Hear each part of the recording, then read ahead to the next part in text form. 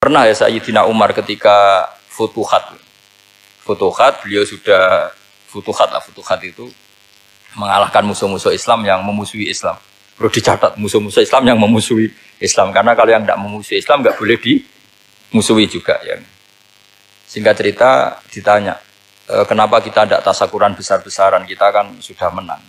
Padahal disambut sedemikian rupa. Jawabnya Umar apa? Inna wa ta'ala qad ayyara qauman faqala adhabtum thayyibatikum fi hayatikumud dunya wastamta'tum biha.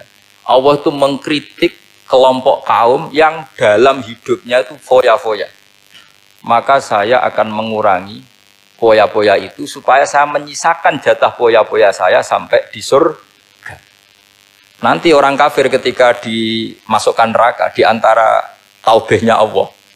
Taubeh itu ya semacam kayak disalahkan gitu. Adhabtum thayyibatikum fi hayatikumud dunya, jatah-jatah kenikmatan kamu, salah kamu habiskan di dunia. Sehingga kita harus pernah pas enak-enaknya tidur, tahajud, wiling-wilingan, ngurangi jatah. Sayyidah Aisyah itu cantik sekali, tapi sudah turu mujur di depan Nabi tetap sholat. Kalau sampai istrinya tidak cantik saja, nggak pernah tahajud. Itu masalah besar, itu Aisyah itu kenangannya Aisyah. Saya ini kurang cantiknya. Sampai Nabi kalau sholat digoda tidur di depannya, masyhur. Wa ana mu'taridotun, saya tidur malang di depan Nabi. Nabi kalau berdiri sikilnya aku tak dojorno, kalau Nabi mau sujud tak ingkretno. Nabi terus saja tahajud. Dan saya yakin itu sunnah, tidak ada yang niru itu. Aisyah loh, bukan yang Saudah, Aisyah. Di semua riwayat itu, kalau Saudah kan mungkin wah pantesan Saudah kan gitu. Ini Aisyah. Terus ada cerita lagi, betapa Rasulullah memang Nabi betul. Aisyah itu istrinya paling cantik. Kan yang nyanyi cantik itu hanya Aisyah, Zainab sama Sofia. Kira-kira rivalnya itu. Ya rivalnya itu kira-kira. Yang sebagian ya cantik tapi enggak sekelas ini. Rasulullah itu malam-malam keluar. Terus pikiran Aisyah, pasti ke sebagian rival saya. Doroh itu maru kalau coba. Dibuntuti sama Aisyah. Nabi enggak tahu kalau dibuntuti Aisyah. Ini hadis riwayat doa masuk kuburan. Maka, jadi hadis itu ya unik, kalau enggak di tangan ulama itu jadi kacau.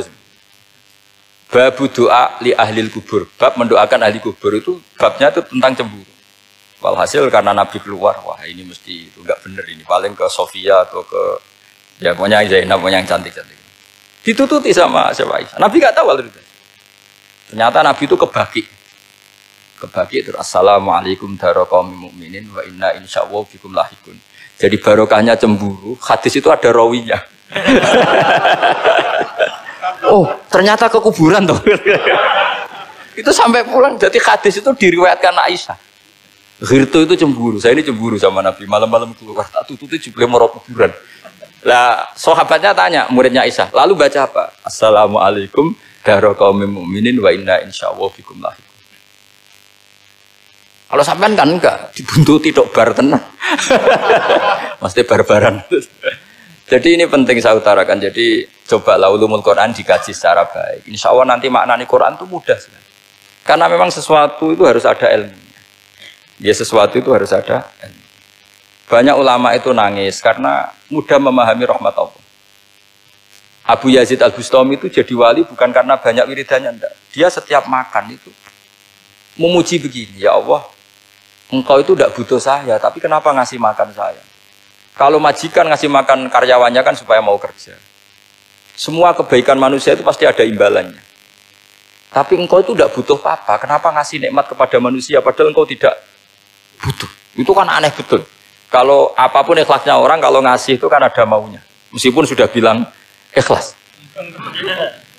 Oh sudah, tapi kalau Allah itu tidak butuh. Misalnya ada orang nyumbang masjid ikhlas, tetap di hatinya. Benak Jumatan Pak Quran yang dindi, tetap ada kepentingannya. Tapi kalau Allah enggak. Sehingga cara mensifati Allah itu luar biasa. Makanya orang jadi wali itu diantara kata Rasulullah, Inna woha la yardu anil abdi idha akalal aklah fayahmaduhu alaiha au yashrubah syarbah fayahmaduhu alaiha. Allah itu sangat ridho. Orang jadi wali itu kan diridani Allah. Allah itu sangat ridho kalau seseorang makan kemudian dia muji Allah. Coba apa hebatnya Donald Trump, kalau nggak makan ya lemes mati. Apa hebatnya presiden seluruh dunia, kalau nggak makan ya lemes mati. Orang yang katanya paling top di dunia, itu nggak makan kangkung, nyatanya ya lemes. Hebatnya di mana? Coba. Yang kita puji-puji hebat, ternyata kalau nggak makan itu lemes. Pak Rektor nggak makan lemes, apalagi Pak Onwel nggak makan lemes. Hebatnya apa coba? Nah, terus kelihatan wa khuliqal insanu dhaifa. Makanya ketika Allah mengingatkan orang yang menyembah Isa, Allah hanya menghentikan gini, karena yakulani to'am. Isa dan ibunya itu makan. Maksudnya kalau nggak makan itu ya lemes. Kamu kebayang nggak punya Tuhan terus, Pak Tuhan jangan lemes, monggo dariin. Kayak apa malunya kita punya Tuhan kalau nggak makan apa? Lemes. Terus nanti cerita, alhamdulillah tadi Tuhan mampir sini. Tadi lemes lah tak kasih makan, bergas lagi. Makanya Allah kritiknya mesti sederhana. Karena ya kula to'am. Kok kamu Tuhan kan gimana? Ini kalau nggak makan itu. Tapi kita sering keliru mengatakan Presiden Amerika itu superpower hebat. Hebatnya di mana seorang manusia? Kalau nggak makan ya. Ini makanya Allah ngendikan wa khuliqal insanu dhaifa. Sehingga banyak para wali itu dekat Allah ketika makan. Bukan apa-apa karena tadi makannya itu tidak kayak sampai anak makan banyak lahap segala-galanya udah gitu. Itu tidak setiap makan ya Allah betapa lemahnya saya. Yang katanya rektor, yang katanya profesor, katanya orang alim kiai, katanya pengurus NU, pengurus Muhammadiyah ternyata kalau tidak makan lemes. Kerennya di mana lemes? Sehingga terus tawadu, terus macam-macam. Jadi ini penting. Jadi Allah mengingatkan manusia itu dengan makan tadi. Makanya Nabi Rasulullah ngendikan Allah itu sangat ridho seseorang yang setiap makan muji Allah. Tapi sekarang orang makan tuh banyak yang enggak menjiwai. Karena ada aturannya sebetulnya, ngunyahnya sampai sekian kali. Ya, tapi sekarang kan sudah ada seperti itu. Makanya sekarang wali sudah enggak banyak. Pendaftarnya juga sudah ada banyak. Apalagi orang-orang intelek itu sudah agak tertarik daftar wali. Memangnya kalau sudah jadi wali dapat uang, malah repot lagi kalau seperti itu.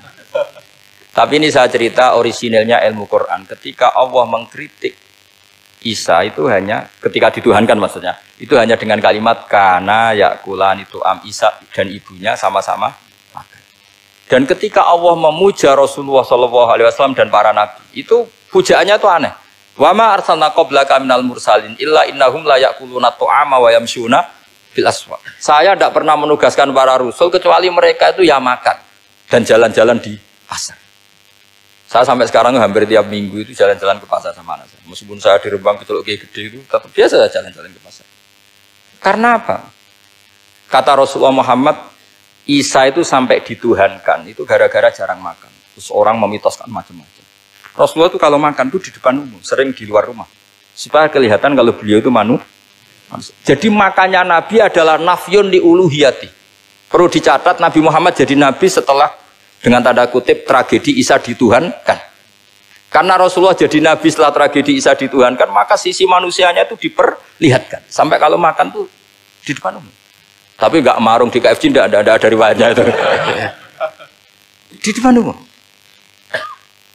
Nah, karena kepentingannya itu sehingga makanya Nabi ini ibadah yang luar biasa karena menunjukkan sisi kemanusiaan yang akan aman tidak akan dituhankan. Paham ya? Sama. Seperti kita misalnya kiai atau pejabat. Makan saja gak apa-apa. Tunjukkan kalau kita manusia. Kalau gak makan lemes. Dan kalau itu terus dalam hati kita, insya Allah kita orang yang mengimani wa khuliqal insanu dhaifa. Betapa manusia itu lemah.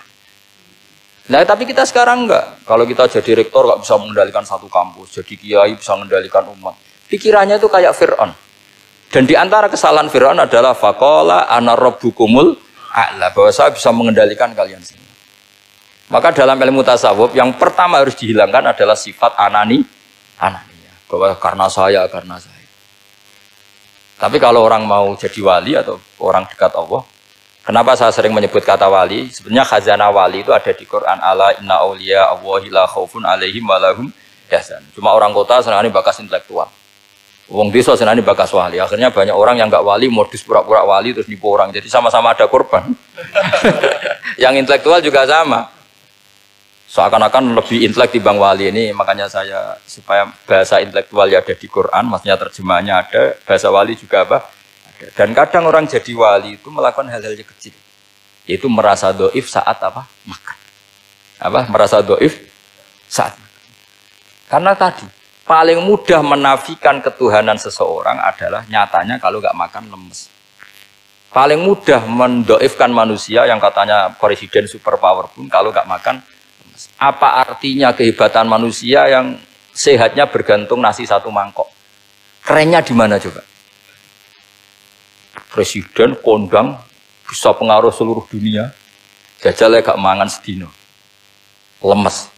Berarti hadar rojul lelaki ini bergantung satu mangkok nasi. Hebatnya di mana coba? Makanya ada seorang raja angkuh datang ke seorang ulama. Saya raja bisa mengendalikan dunia. Kata ulama, tanya gini. Andaikan kamu tidak bisa minum, kemudian harus bisa minum kalau orang menukarkan kerajaan kamu. Kamu boleh minum, asal kamu tidak jadi raja.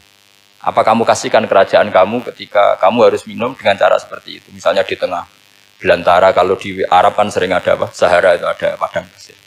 Terus kata raja itu, ya saya milih minum. Kalau saya tidak minum mati. Mendingan tidak punya kerajaan. La tafrah bimulkin la yusawi apa?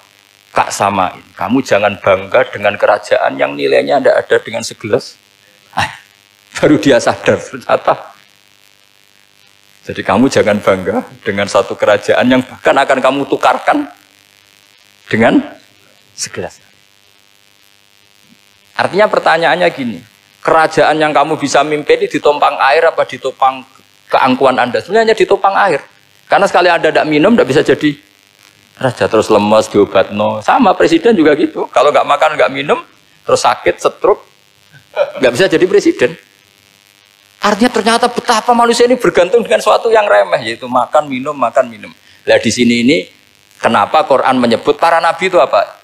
Illa innahum la ya'kuluna ta'ama wa yamshuna fil aswaq. Kalau kamu tidak memahami seperti ini kan terus kayak Quran kok ngomong hanya gini kok, kayaknya kelasnya kok nggak intelek gitu.